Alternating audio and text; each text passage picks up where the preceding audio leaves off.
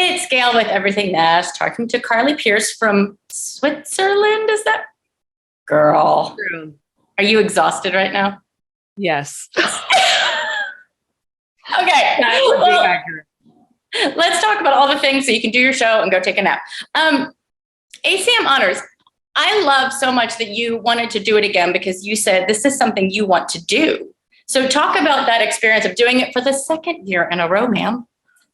Well, first of all, I have to thank the ACMs for having me back. They asked me to come back, and I was so excited because hosting is really important to me. It's been something that I think as my career has kind of grown in the last couple of years, it's been something that I've really raised my hand to the people above to let them know that that's something that I'm passionate about. And to get to do this a second year in a row, at an event that is just such a cool event was really awesome. And you also performed. Mm-hmm. Is it more nerve-wracking performing for something like that in front of your peers? It was harder to host, but I will tell you that, yeah, when you look out and you see Shania Twain or Miranda Lambert, these women that really pave the way for you as far as songwriting goes, and you're just singing your little song, it's a little scary. And you said from stage that you peed your dress when you met Shania. It's fine. I did. When Shania gave me a standing ovation, I died. So what was this might be hard. This might be like picking your favorite kid, but what was your favorite moment from the show? Gosh. I think vocally, Little Big Town singing The House That Built Me, or Stapleton getting honored by Vince Gill. But I also think just hearing Shania speak was so special. And just as a female in country music that idolized her, it was just fun to see her get that award. Do you still idolize her? Yes, I think we all do. Yeah, I do. I still want to be her when I grow up. We all do. You have lots of other things that we need to talk about. Blake Shelton tour. I literally squealed because I was like, that's perfect. I love Blake. Blake took me out on the Country Music Freaks tour in 2018 when I think I had one hit out, and I've always loved him. I love who he is as an artist. I love who he is as a person. I respect him a lot. So for him to have me out again, he's been kind of in my corner as one of my country music big brothers this whole time. So to get to team up with him again is really exciting. I love his shows. I love his shows too. I love him too. So how is it now you're overseas headlining your tour after coming off of the Kenny Chesney tour? What's that dichotomy like?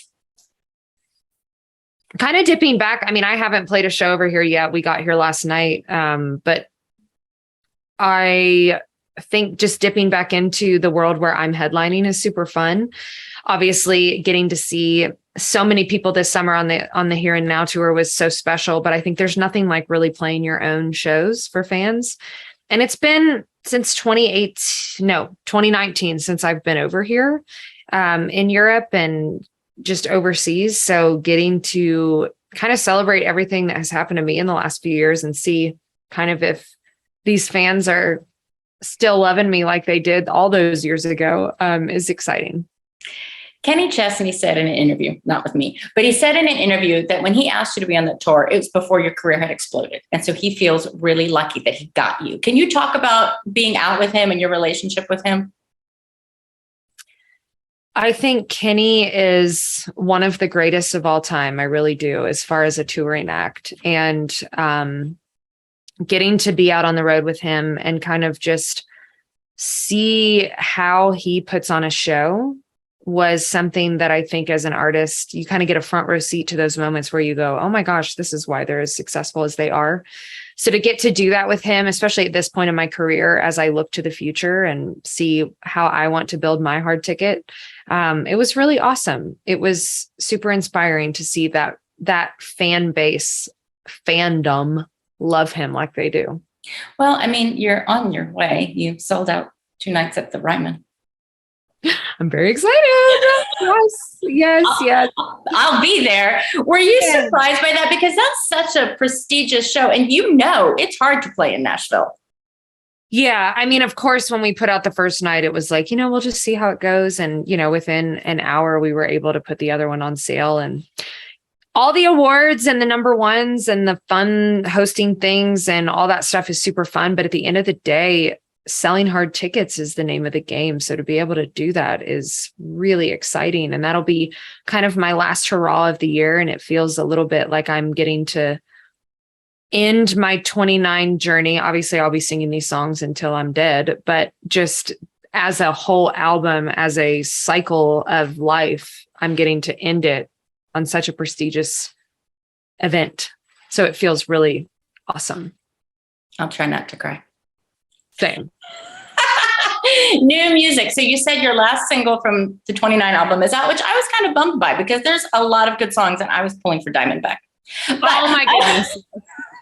We know how long the life cycle of a single is, and I just don't think I can be 29 and divorced forever. Okay, fair. So talk about the next album. What can we expect from it?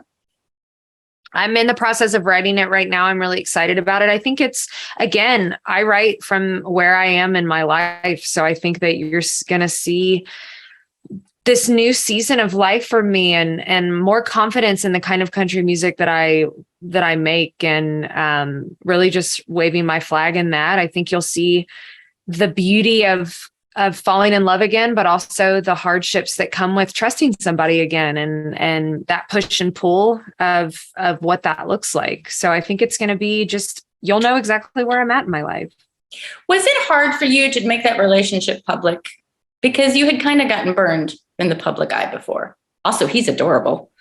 He's so cute. Yes, it was hard. Yes, that's why I waited a year to stand on it. I think I learned a lot in the past, and I think I learned some things are meant to be private. I certainly am not flailing him all over social media. We have a lot of our life to be private, and I think that is what makes that relationship strong and sacred. I'm not doing it for the show. I'm doing it because it's what I want to have in my life. And I think that it's just I've learned a lot of things as I've started a new relationship over the last 2 years with somebody. And I'm much happier. You seem really happy. I'm very happy. Okay. Really. And things that make you happy. CMA Awards nominations. Hi. That makes me very happy. It makes me 5 times happy. Were you surprised? I mean, you had to have known you'd be nominated for something, right? No.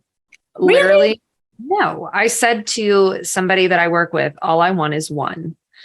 And to get all 5 that I was up for, I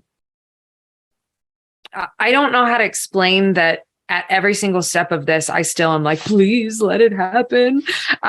So just to see it, and to see Never Wanted to Be That Girl, a song again that I wrote from real life experience. And it was my idea to have Ashley come and write a song with me. Just to know again that my instinct was right on that is really awesome. You want people to care about what you write. And this is a big validation for me amongst all the other ways that Never Wanted to Be That Girl has been validated this year. When the nominations came out this week, were you sitting anxiously waiting, or did you just kind of take a breath? What does that look like for you? I didn't know what time they were coming out. So I was pulling into a workout class, and my assistant goes, Carly, did you see them? And I was like, did I see what? And she was like, you got all 5.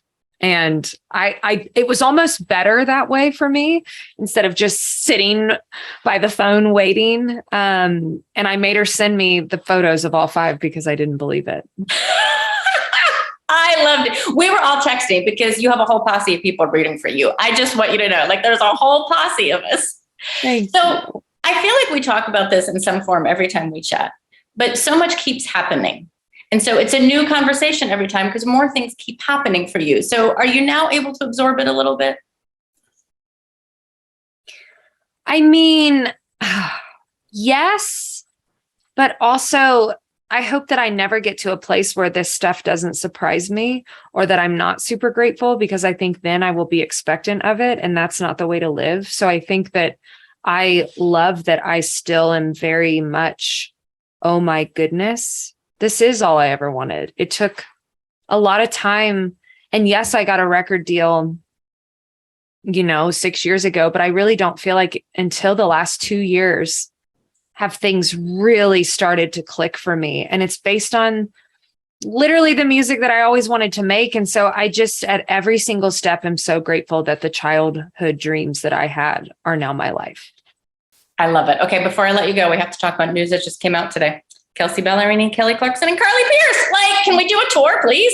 Oh my gosh, that would be so fun. I am so excited. I'm always the one that asks other artists to collaborate with me. So when I got the call from Kelsey to collaborate with her and Kelly, it's such a fun song. It's called Your Drunk Go Home. And I don't think that we have picked any better 3 women to sing this song together. I mean, you kind of have some things in common. Come on, join the club, Kelsey. Okay, I'm going to do something really fast because I have to let you go. We're going to do 5 Nashville things. Favorite place to have a drink in Nashville? Oh, gosh. I like Butchertown Hall's margaritas. Same. They're really good. Favorite place to run outside? Any of the greenways. Okay. Favorite place to have brunch?